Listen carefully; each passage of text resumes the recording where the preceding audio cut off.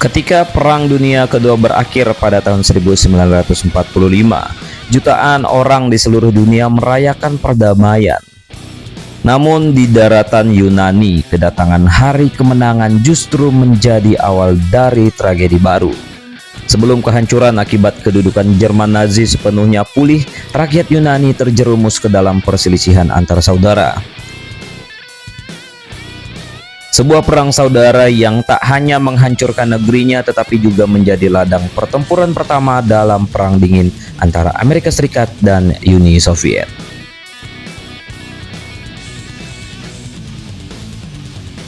Semuanya bermula saat Yunani diduduki oleh pasukan blok poros pada tahun 1941. Di tengah krisis dan kelaparan hebat muncul gerakan perlawanan gerilya. Gerakan paling dominan adalah EAM, ELAS, bentukan Partai Komunis Yunani atau KKE, yang berhasil menguasai wilayah pegunungan. Di sisi lain berdiri kelompok nasionalis dan monarkis seperti EDES.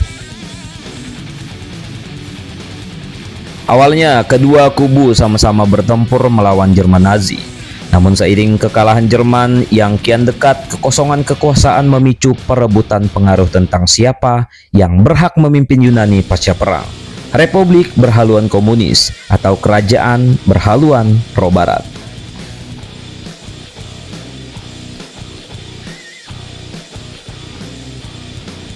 Desember 1944 pasukan Nazi mundur dari Yunani. Pasukan Inggris di bawah pimpinan Winston Churchill mendarat untuk membantu pembentukan pemerintahan koalisi. Namun keputusan pemerintah untuk membubarkan milisi gerilya memicu protes massa. Pada 3 Desember 1944, demonstrasi damai pro-komunis di Athena berubah menjadi banjir darah ketika polisi membuka tembakan. Peristiwa ini dikenal sebagai Dekamfriana. Selama 37 hari, jalanan Athena berubah menjadi medan tempur kota brutal. Pasukan Inggris harus bertempur sengit untuk memukul mundur sayap militer komunis keluar dari ibu kota. Meskipun sempat menandatangani perjanjian Farkiza pada tahun 1945, ketegangan tidak pernah benar-benar padam.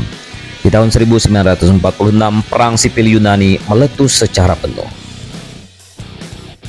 Para gerilyawan komunis membentuk Tentara Demokratik Yunani atau DSE dengan dukungan dari negara tetangga seperti Albania, Bulgaria, dan Yugoslavia.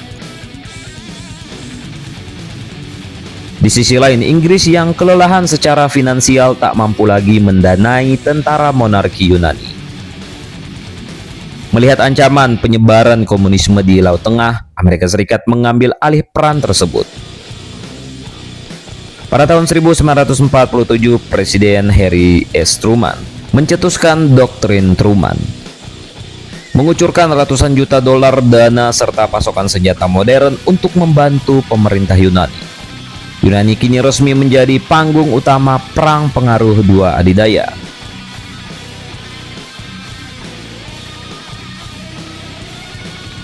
Ada dua faktor utama yang menjadi titik balik kekalahan pasukan komunis. Yang pertama adalah perpecahan Tito-Stalin.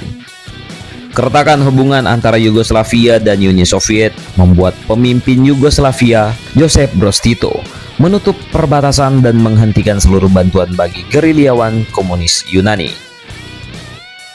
Yang kedua adalah perubahan taktik. Militer komunis mengubah strategi dari gerilya menjadi perang konvensional terbuka.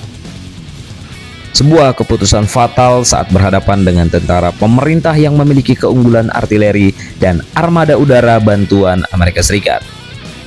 Pada Agustus 1949, lewat operasi Pirsos di pegunungan Gramos, tentara pemerintah menghancurkan benteng terakhir pasukan komunis.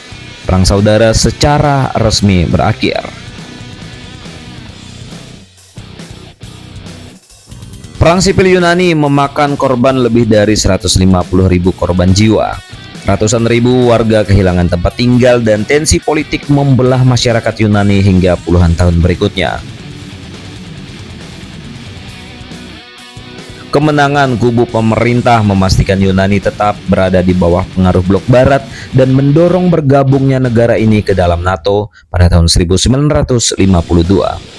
Perang ini pun menjadi bukti nyata bagaimana luka pasca Perang Dunia Kedua dimanfaatkan oleh persaingan ideologi global.